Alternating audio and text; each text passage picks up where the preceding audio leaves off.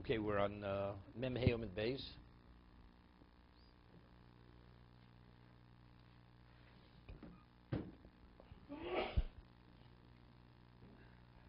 We're 6 lines from the top.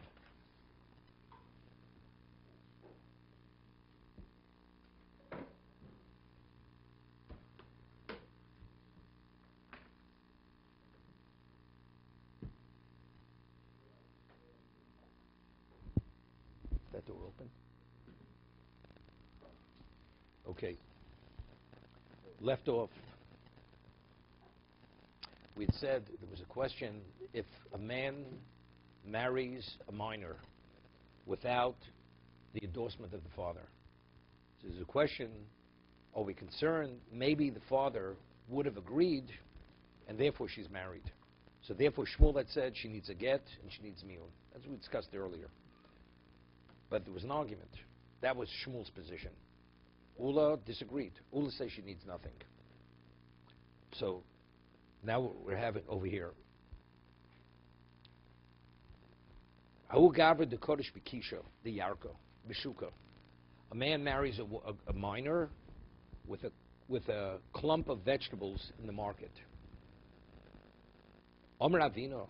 So Ravino says, Afila man diyom choshin, shemetz ratzov. Even according to Shmuel, who had said that we have to be concerned, maybe the father would be agreeable to this marriage, as Rashi says, because tav l'mesav tandu, that a person is concerned that his daughter should have a mate.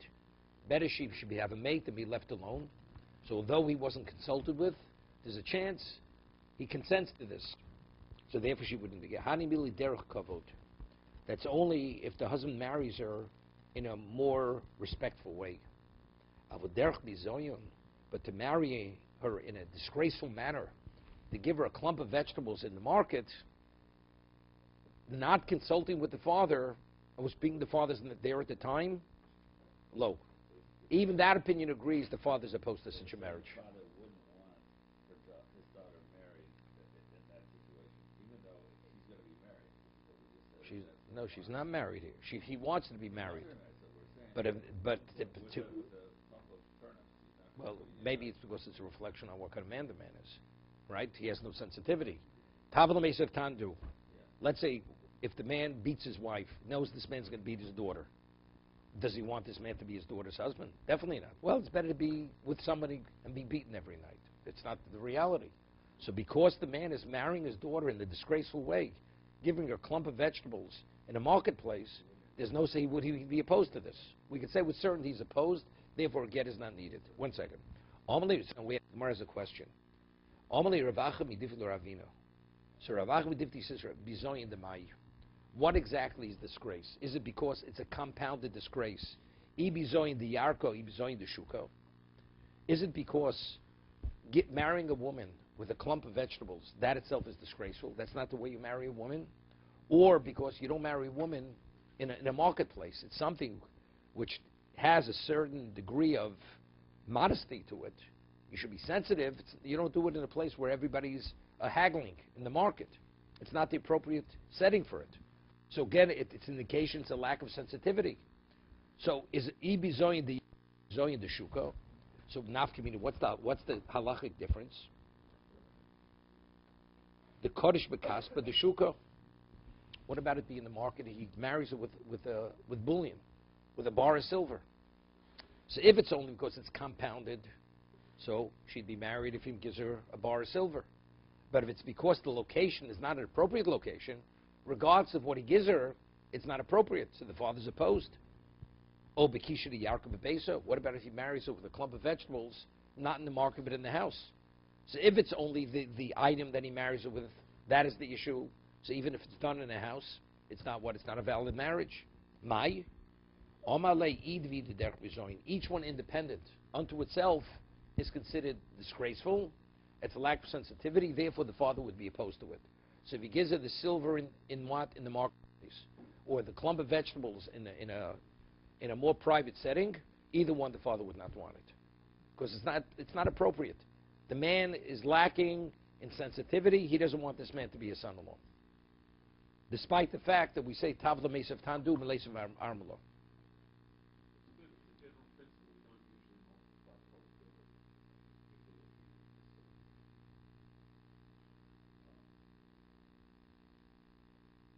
Multiplying probabilities. No, we're just saying. What's the why would the father agree to a marriage although he wasn't consulted with?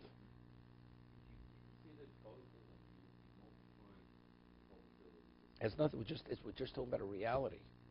To what would the father not tolerate? Is it only if it's combined or even each one individually? That's the question. So he told him each one individually is enough. The father would not tolerate it. So if that's the case, it's not a marriage.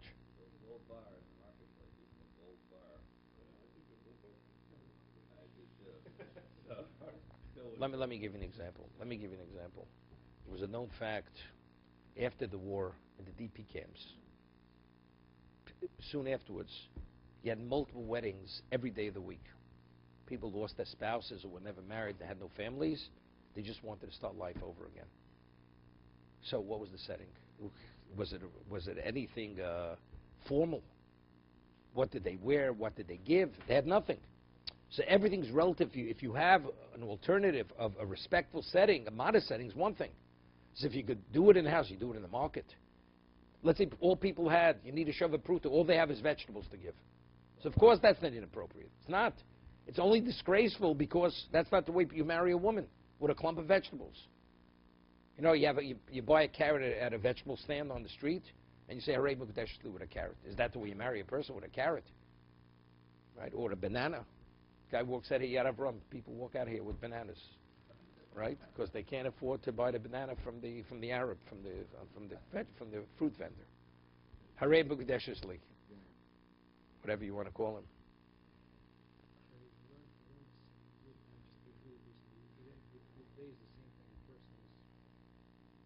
Not at Roy, something else.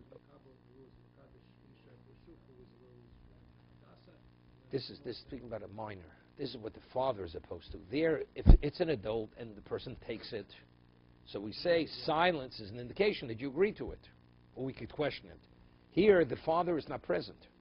This is being done without consent of the father. So we say a father even never may consent, but we're saying in this situation definitely not. You hear this? You have a person, only a father can marry off his daughter on the Torah level. A girl as a minor is in the jurisdiction of the father. A mother, although she's the mother of her daughter, the daughter is not in the jurisdiction of the mother. So who determines who she should be married to as a minor? Only the father. Okay? But there's a question of Shalom Bayis. Okay? Shalom Bayis. Very important. He has a relative. His wife has a relative. He says, I would like to marry off my daughter to my relative. His wife says, but I also have a relative. I would like our daughter should be married off to what? To my relative. So what happens? Hu dam lekrivoy. He said, I want to marry our daughter to my relative. The omra lekrevo. She says, you should marry her to my relative. Kafse. Hear this? Kafse means she compelled him. She was on his back. Kafse. Literally, the word kafse normally means she bound him. When a person is bound hand and foot, he's kofus.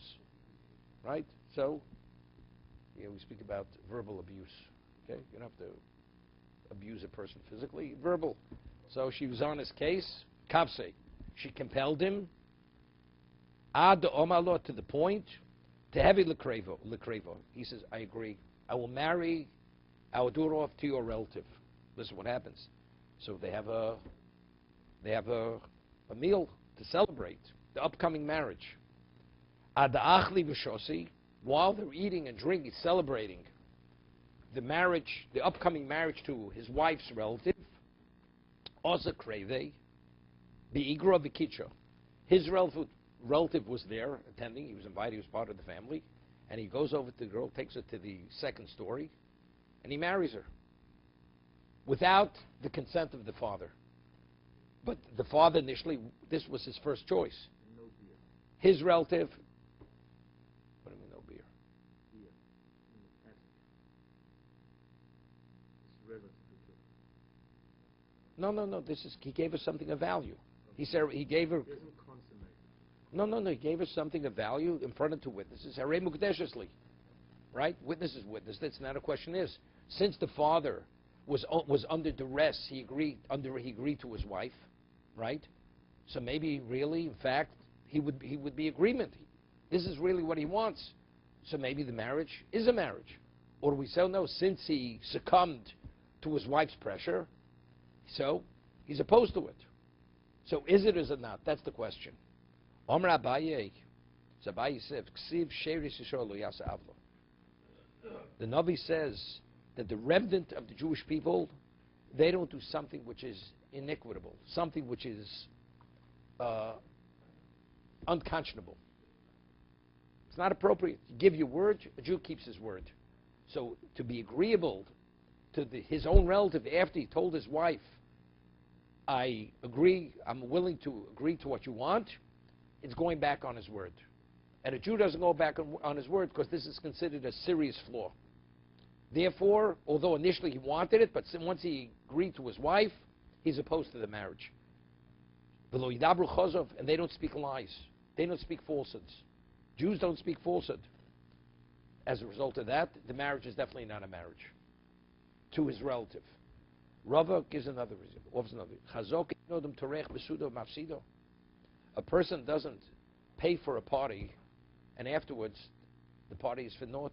Here he's celebrating the upcoming marriage to his wife's relative, and now his own relative marries her. A person doesn't make a financial investment in something and then lets it go to waste. Since he made the expenditure, it's something he wants, he's not going to allow it to go to waste. It's interesting. The Gemara says in Ksubis, on Daf Tes, that a man marries a woman and he consummates the marriage. And he says, Lo motzasi l'bitcha psulin. He says she wasn't a virgin. He's not. There's a question of committing adultery. Therefore, a ksuba of a virgin is so much. She wasn't a virgin. So do we believe the husband? Does anybody know? Was she a virgin? Was she not a virgin? He knows. So the Gemara says, we believe the husband. Why? Why do we believe the husband? Because ein odam torech b'suda mafsida. The man just made a wedding. He paid for a wedding. So there were expenditures. Now what is he doing? He's toppling the apple cart. By saying this, you realize the marriage is over, basically. He's saying, it's not what I bargained for. So, we could say with certainty, a man is not going to make an investment and lie. Because what he paid for a wedding. So evidently, since we have this principle, ein odam torech b'sud mafsid, a person doesn't invest in a celebration and then let it go to waste, that tells me he's telling the truth. He's not going to lie for the sake of what, and then it should cause him a financial loss. Therefore, you believe the husband. That's the Gemara Ksubas on Tefsum base. So Rava says same thing over here. Over here, since over here he paid for this. The father paid for the celebration. Now, by being agreeable to his relative, that means this is all for naught. What's the point? As a result of that, we say he definitely was opposed. So what's the halachic difference? My beinayu. What's the difference? We see a Jew doesn't go back on his word. Or a person, after he makes the financial investment, he doesn't allow it to go to waste. He give beinayu lo torach. Right? That the girl's father put up the money. He didn't put up the money. So therefore, it's something I really didn't want. Therefore, since there's no financial, she paid for the celebration. Not the girl's father. I mean the relative of his wife. The relative of he put up the money. So it's not him.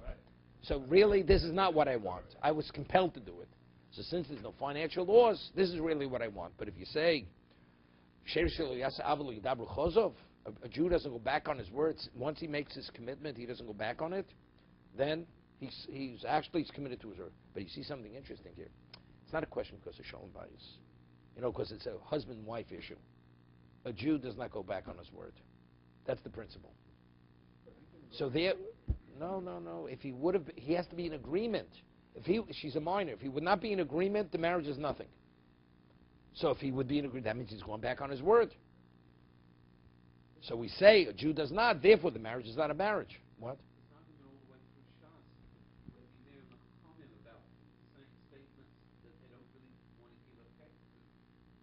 No, it's not. We say people speak nonsense. There's not nonsense. No, this is going back. They don't mean it. Can I ask you a question? The Gemara says in Bava Metzia, if you go over to a person and says, because I like you, I'm going to give you a gift. I'm going to give you $50 tomorrow. He doesn't give it. And tomorrow comes, and he doesn't give it. He's considered mechushri. You have no finance, but he's considered mechushri amona. As a upstanding person who keeps his word, you didn't keep your word. The Torah says, "Hein tzedek."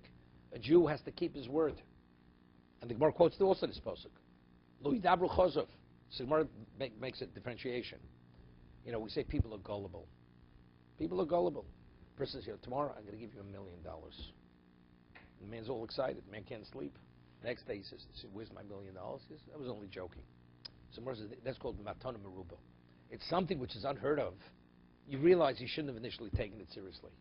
But if it's something that you believed is real, and you were counting on it, and every person would have counted on it because it's not a large amount of money, then that's called going back on your word. And therefore he's called B'chushay Amona. It's the same thing over here. He gave his word to his wife. It's your relative, not my relative. He's going back on his word. Over there it's a question when a person says something, did he mean what he said initially? Adam motzi dvar. No, over there, no. There it's Adam motzi dvar v'vatola. Does a man speak nonsense? You give effect to his word. Yeah, but when here he's speaking to his wife, he says, I agree that our daughter will marry your relative. What do you mean to give effect? Mayor, everybody agrees here. You're going back. No, he agreed. He agreed. It's irrelevant what the circumstances. I agree. Okay. I just think it's interesting that the Gemara doesn't challenge him by it at all. It's a pasuk. How could you challenge him by it? It's a pasuk. So Does this pasuk? How does Rameir understand this pasuk? Lo yidabru chazov. That has no relevance to Rameir. Has no relevance to Rameir. Rameir says a person just makes a statement, and we don't know exactly what the statement means. It's an exact. We say Adam motzei yad dvar v'levatolo. So rather than hold like that, rather hold it if the case was just about the financial. If there's no financial loss, a person will go back on his word.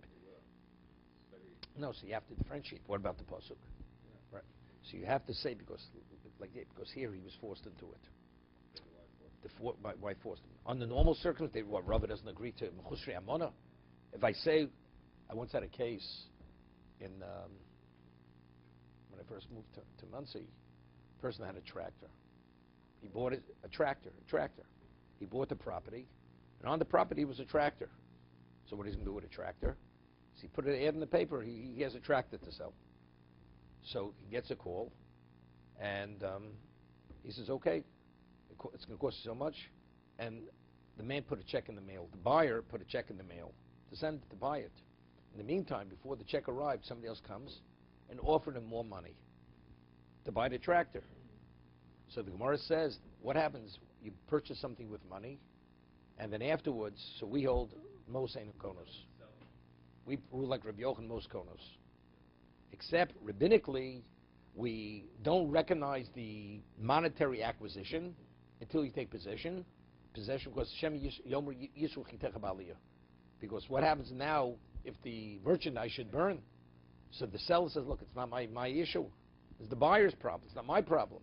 So since we want to protect the buyer, so they annul the acquisition, and therefore it's not his till he takes possession.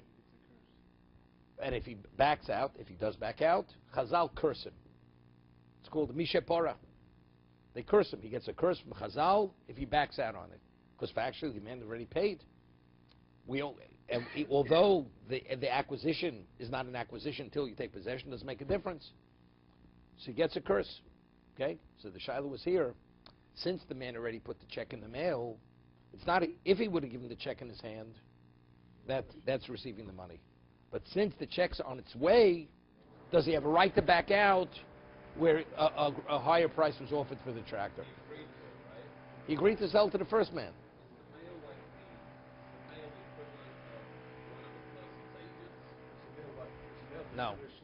No. It's on the way. No, but he's not my shaliach. He's not my shaliach. So what? It can't be better than the seller. Or do we say no? That's considered like it's on its way. So I told him then that, first he was a non-Jew, it would be a Chilul Hashem. That's number one. The man already, the buyer was a goy, right, who buys a tractor up in the country, right? It's the guy who has the flag hanging in December, American flag on his front lawn, okay? So, it'd be a Chilul Hashem, that's firstly. Secondly, I told him, it's Mechusri Amona. Even though he's not subject to Mishapora, to the curse of backing out, because he actually received the money, but factually, the man is counting on it. The man already put a check in the mail. That means he was counting on you going to sell it to him. So backing out is not really the right thing. Even though you can differentiate, because the Gemara says there's differences. If a person says, I'm going to sell you something, and then I said, I changed my mind, and he was counting on it, it's Mechusri Amona. What about, I said, I'm going to sell to you for less money, and somebody comes now and offers more money. So initially when I said I'll sell it to you, it's not that I wasn't honest when I said I would sell to you. I would sell to you because I thought I wouldn't get a better price. But that case is nothing, there was no exchange of money, or no money was even on its way to be paid. Here, the man already put the check in the mail. Therefore, it's not so simple that it's not Mechusri Amana. It's like putting his hand, let's say. It's not in his hand. It's not in his hand. It's not. It's between that's why it's a gray case. It's a gray area. Factually, he did not sell it for the higher price, and he sold it to the person who sent the check. That's what he did. You would say the transaction is complete once he puts it. Not because the transaction is complete. No, definitely not. It's not complete. So according to Rabbi, Based on the laws of Dina Malchus Adina, I guarantee it. The judge would rule that he doesn't belong to the first one. Doesn't belong to the one who put the check in the mail. Okay. so according to Rabbi, then it's really the first scenario where he agrees with the wife, but he did it under duress. That doesn't mean that he really wants it. Right. Exactly. And therefore, it's not. Really, He's not called a liar. Not called a liar. Exactly. There was no. He specified. It was under duress, right? Exactly. You forced me. We have a story in the Gemara that somebody was saying Kriya Shema, and somebody else wanted to buy something. That's something else. No. And he kept changing, and he took us to his first price. but No he really connection. No wanted- connection to this. That was a special level. That's Dover Emes Vovo. Something else. Something else. He specified that method of payment. It must be. If he specified that that's the method of payment. But it didn't arrive. It's a method of if it's a check. Why? Okay, let's go further. Now it's interesting. Next case. Niskacho ledasovio. Now, if a father marries off his daughter, father himself marries off his daughter as a minor, she's married on a Torah level. As biti nusati l'shazeh, it's a kiddushin d'oraisa. Even though he marries her, what if now the husband wants to complete the marriage, what we call chuppah? Does he have to ask permission of the father? Even though he agreed, so she's a married woman. If she has relations with anyone else, it's adultery. But that's kiddushin, it's not nisuin. The nisuin also has to be authorized by the father to take to the next level. I'm not learning, whatever. That's the halacha. The halacha is kiddushin, chuppah has to be midas av. Like kiddushin has to be midas av, chuppah has to be midas av. No. Because again, it's an acquisition. It's not. It's an acquisition. It's like you have a two-stage process of acquisition. She's still in his domain. Since she's still in his domain, he has to relinquish it. He has to be agreeable to it. Well, listen to the story. Listen to the story. They had the kiddushin. The father went overseas. They're ready, waiting a year. He's not back yet. So what happens? She lost patience. She goes to the man and says, let's complete it. Without her father being aware of this, because the father's overseas. He's overseas. Went to Puerto Rico, never came back. What do you do? Amar Rav, so now, and the husband who she married is a Kohen. Now the halacha is, the Mishnah says, in Ksubis, that a man who marries a Kohen, a woman who marries a Kohen, she's not a Kohenes. So if there's only kiddushin, she's not permitted to eat truma. She's only permitted to be fully married to the husband. But if she's only married with Erisin, kiddushin, not permitted. Why? What's the reason? What? So no. Say, don't blame me. In Torah V'das, you never got that far in Ksubas, so I'm not blaming you. Wait, what's that? So the Gemara says, on the Torah level, she's permitted to eat truma. Because it's Kinyan Kaspo. Because after he marries her, she's considered Kinyan Kaspo, she's permitted. Except there's a question in the Gemara, why, rabbinically, she's not permitted. What happens after he marries her? He finds some kind of defect on her, because he has physical relations with her. So that could be a basis to annul the marriage retroactively. It's mekatos. This is a woman with this kind of defect I never intended to marry. So if it comes out, if she eats truma retroactively, she's not an Ashes Kohen. Therefore, rabbinically, as a fence, until she's fully married, she's not permitted. That's one reason given the Gemara. The other reason given the Gemara is that until she's fully married, where does she live? She lives with her family. So she may share the truma. She may share it with her father and her brothers. They're not permitted. So as a fence, we say until she's fully out of the house, living with the husband, we don't allow her to eat truma, rabbinically. But on Torah level, she's permitted. Now the father left and went overseas after kiddushin. So on a Torah level, she's permitted to eat the truma. Now she marries fully. So now the question is, since it was done without the intent of the father, do we say it's definitely not a chuppah? So we see her as just an arusa, and she's not permitted to eat truma? Or do we say no? Since the father initially agreed to marry her, and he's not here, he'd be in agreement that it's for the chuppah. Okay? That's the question.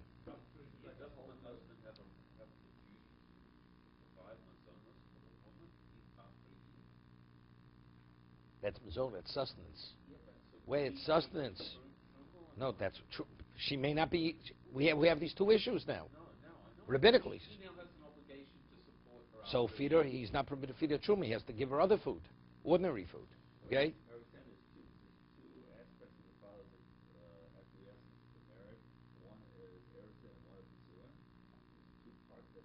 Right. Exactly. That's on the Torah level. That's right. She has to wait till she becomes an adult. No. She'll wait till she becomes an adult, and then it's irrelevant what the father wants. Do it herself. This as a minor. She's still a minor. He has a right. What do you mean, the husband? The husband has no choice. The husband is locked into a situation over here. The husband wants to marry her. Full marriage. Father is opposed to it. So it's up to the husband now. Either he could wait till she becomes an adult, or he could divorce her, whatever he wants. He could do either one. Of course she needs a get. There was kiddushin. She's a married woman. The father married her off.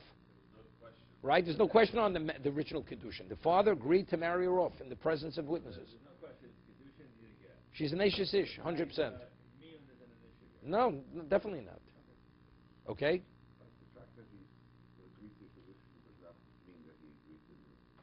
Right, exactly. Omarav ocheles betrumo achiyovo ovio v'imche. You hear this? Rav says she's permitted to eat the truma until the father comes and he opposes it. Meaning, the presumption is that since he agreed to the marriage, to the kiddushin, he's in agreement to the nisuin. That's a presumption. So therefore, the presumption is that it is a chuppah. She's fully married. So if she's fully married, there's no reason she shouldn't eat truma. That's Rav.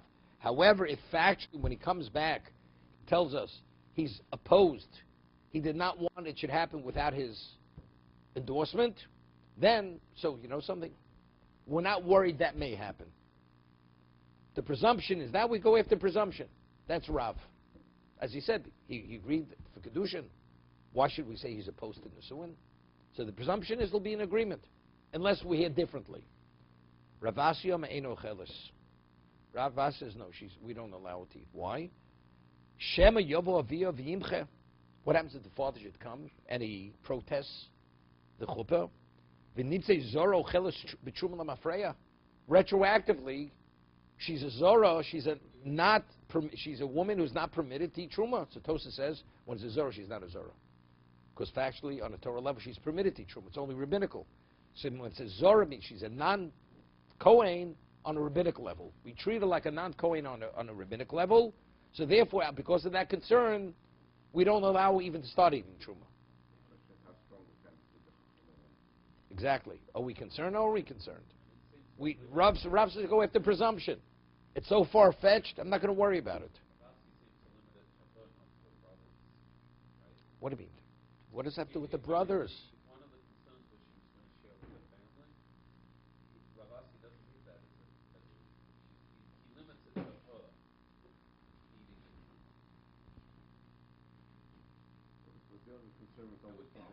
Now Tosas asked the question. No, wait. Good. You bring up a good. Tosas brings up the point. What are the reasons why an arus is not permitted to truma? He may find a defect, or she may share it with her family. In this situation here, neither apply. Here he consummated the marriage. He's living with her as a regular wife. So he knows there's no defect. And he has no problem. What? He didn't assume without the father's permission. He ended up eating truma Torah, rabbinically. But what's the basis for the rabbinical concern? He may find a defect, false information. Or the other way, she may share it. She's living as a wife, a full wife with her husband. So both concerns why she's not permitted to eat truma have no relevance. So what's the whole discussion over here? That's Tosas Kasha. Tosas says that since factually, if in fact the father's opposed to it, what is her status? Status arusa. It's a low book. Chazal already said a woman is not arusa, is not permitted to eat truma. Because A and B. Even though the reasons in this context don't apply, we're not going to start making differentiations. Because if we allow this arusa to eat truma, we're going to allow another arusa to eat truma. As a result of that, so when it says Zoro chels truma l'mafreya, it means that since it's going to disrupt and undermine the fence, we treat her like not a wife of a Kohen. Therefore, we're concerned if the husband should protest, she'll be a non-Asian Kohen eating truma. That's how Tosas explains it over here. We don't differentiate. Okay? Have a uvdo. There was an incident. So Rav is lenient. Rav Asi is what? Is machmir. Okay? Choshla Rav l'hoda Rav Asi. Although Rav says she's permitted, but there was an incident, such an incident, he did not allow the wife to eat truma. Meaning he took into consideration Rav Asi's position. Yeah. Which is interesting. I mean, if you hold it's permitted. No, Rav said it's permitted. Even though Rav said it's permitted, he took in consideration the more stringent opinion and did not allow it to eat truma. So where do we find this? The Gemara says in Megillah that everybody agrees. Yud Aleph, Yud Beis, Yud Gimel, if you read the Megillah villages, you have to read it within the context of a minyan.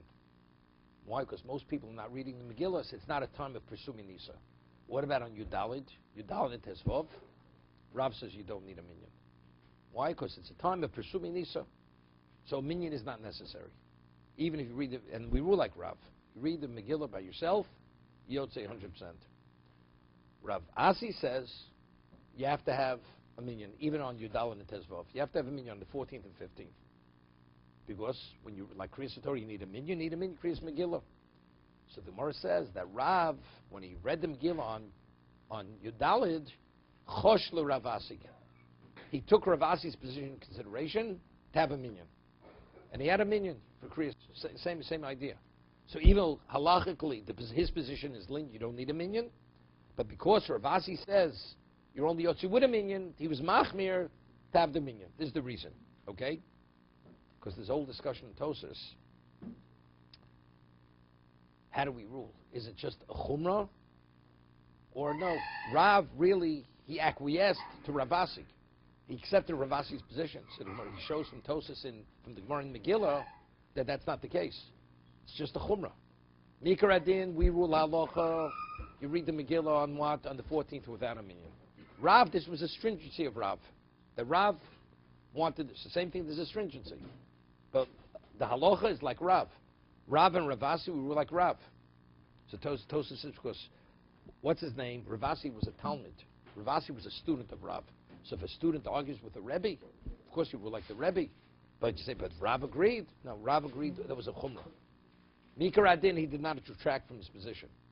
To be continued.